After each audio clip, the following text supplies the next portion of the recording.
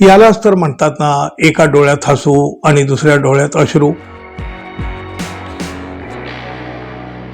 मित्र हो, नगरपालिका निवडणुकीच्या निकालामध्ये अनेक वेगवेगळ्या प्रकारच्या छटा पाहायला मिळाल्या. पण पंढरपूर आणि आटपाडी इथल्या निकालाच्या दोन घटना अगदी आगळ्या वेगळ्या ठरल्या. पंढरपूर नगरपालिका निवडणुकीमध्ये डॉक्टर प्रणिता भालके या नगराध्यक्षपदी निवडून आल्या. दिवंगत आमदार भारत भालके यांच्या आठवणीनं अनेकांच्या डोळ्यांच्या कडा सुद्धा पाणावल्या.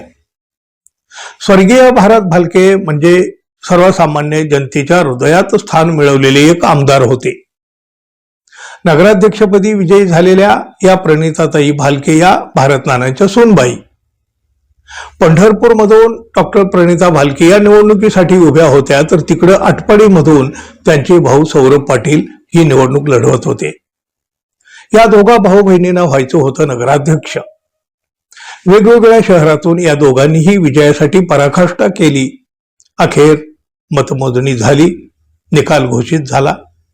बहीण जिंकली, भाऊ हरला.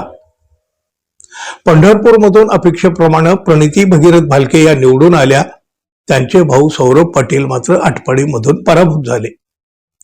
यालाच तर म्हणतात ना, एका डोळ्यात हसू आणि दुसऱ्या डोळ्यात अश्रू. एकीकडं बहीण जिंकली होती तर दुसरीकडे भाऊ हरला होता. आनंद साजरा करायचा की पराभवाचं दुःख पचवायचं, या निकालानं दोन्ही कुटुंबामध्ये एक हळवेपण निर्माण केलेलं होतं. आनंद आणि वेदना अशा दोन्ही छटा या दोन्ही कुटुंबामध्ये एकाच वेळी उमटल्या. बहीण प्रणिता भालके या निवडून आल्याची बातमी एकीकडे मिळाली होती, तर दुसरीकडे भावाला आपला पराभव पाहावा लागला होता. एकीकडे भाऊ पराभूत झाल्याची बातमी आली होती, तर दुसरीकडे बहीण विजयी झालेली होती. आनंद आणि घुसमट अशी हळवी भावना दोघांच्याही मनात होती, दोघांच्याही कुटुंबात होती.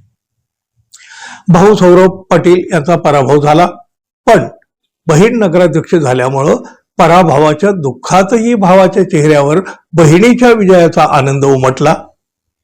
आपला पराभव झालेला असतानाही बहिणीच्या विजयासाठी त्यांनी टाळ्या वाजवल्या. इकडं बहिणीची ही अवस्था तशीच होती. पंढरपूरमधून मोठा विजय खेचून आणलेल्या प्रणिताताई भालके यांना भावाच्या पराभवाचंही मोठं दुःख होतं. विजयाच्या आनंदातही त्यांच्या डोळ्यामध्ये एक हळवेपण दिसत होतं. नात्यातल्या भावनाचा एक आगळा वेगळा गुंता या निकालामधून व्यक्त होत होता. असाही एक निकाल ज्यानं एकाच वेळी दोन कुटुंबात आनंदही दिला आणि हळवेपणही.